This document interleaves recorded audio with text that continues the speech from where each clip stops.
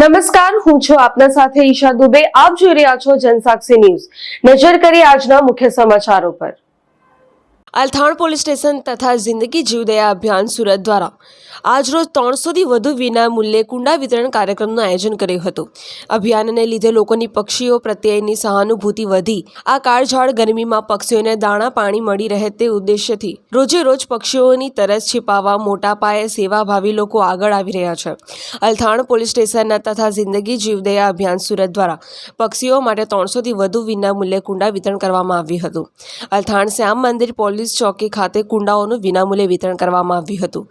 મુક્ત મને વિહરતા પક્ષીઓ તરસતા छिपाવવા જિંદગી જીવદયા અભિયાન દ્વારા કરેલી પહેલને સતત આવકાર મળી રહ્યો છે અને અનેક લોકો સહાય માટે આગળ આવી રહ્યા છે અને પોતાની મેળે પણ પક્ષીઓ માટે વ્યવસ્થા ગોઠવી રહ્યા છે. શહેરમાં વધુમાં વધુ કુટુંબો સુધી આ કુંડાઓનું વિતરણ થાય તે માટે જિંદગી જીવદયા અભિયાન ટીમે આ ઝુંબેશ ઉઠાવી છે. હાલ ઉનાળાની સિઝન ચાલી રહી છે. તમે જોઈ રહ્યા છો કે ગરમીનું પ્રમાણ ખૂબ વધી ગયું છે.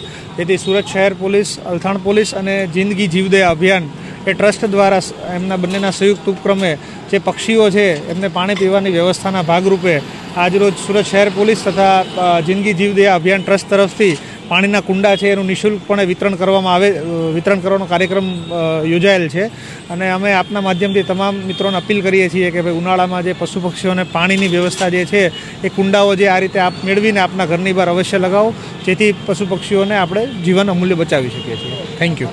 પરેશ મારું, જનસાક્ષી ન્યૂઝ, સુરત.